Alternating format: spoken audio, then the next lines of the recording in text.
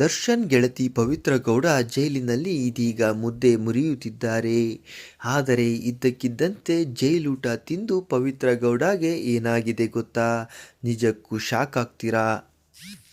ರೇಣುಕಾಸ್ವಾಮಿ ಕೊಲೆ ಆರೋಪಿ ಪವಿತ್ರ ಗೌಡ ಮನೆ ಊಟದ ಅರ್ಜಿ ವಿಚಾರಣೆ ನಡೆದು ಕೋರ್ಟ್ ಮನೆ ಊಟ ನೀಡುವಂತೆ ಆದೇಶಿಸಿದ ನಂತರವೂ ಅವರಿಗೆ ಮನೆ ಊಟ ಸಿಕ್ಕಿಲ್ಲ.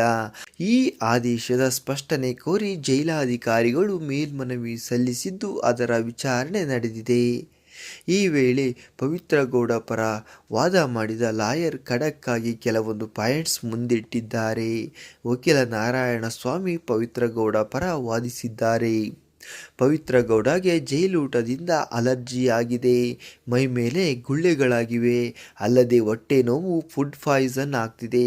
ಹೀಗಾಗಿ ಮನೆ ಊಟವನ್ನು ನೀಡುವಂತೆ ಮನವಿ ಮಾಡಲಾಗಿದೆ.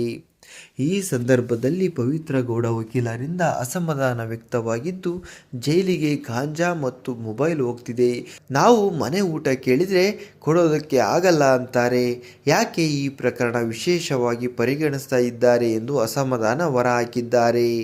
ಪ್ರಜ್ವಲ್ ರೇವಣ್ಣ ಸೇರಿ ಕೆಲವರಿಗೆ ಕೊಡ್ತಿದ್ದಾರೆ, ಇವರಿಗೇಕೆ ಕೊಡ್ತಿಲ್ಲ? 4,000 ಕೈದಿಗಳು ಒಂದೇ ಕಡೆ ಇದ್ದಾರೆ, ಇವರನ್ನು ಪ್ರತ್ಯೇಕವಾಗಿ ಇಡಲಾಗಿದೆ, ಊಟದ ಮೇಲೆ ಚೀಲ ಮುಚ್ಚುತ್ತಾರೆ ಎಂದಿದ್ದಾರೆ. 5 ಸ್ಟಾರ್ ಊಟ ತಿನ್ನುತ್ತಿದ್ದ ಪವಿತ್ರ ಗೌಡಗೆ ಜೈಲಿನಲ್ಲಿ ಊಟ ಸೇರುತ್ತಿಲ್ಲ, ಇತ್ತ ಮನೆ ಊಟ ಕೂಡ ಸಿಗುತ್ತಿಲ್ಲ.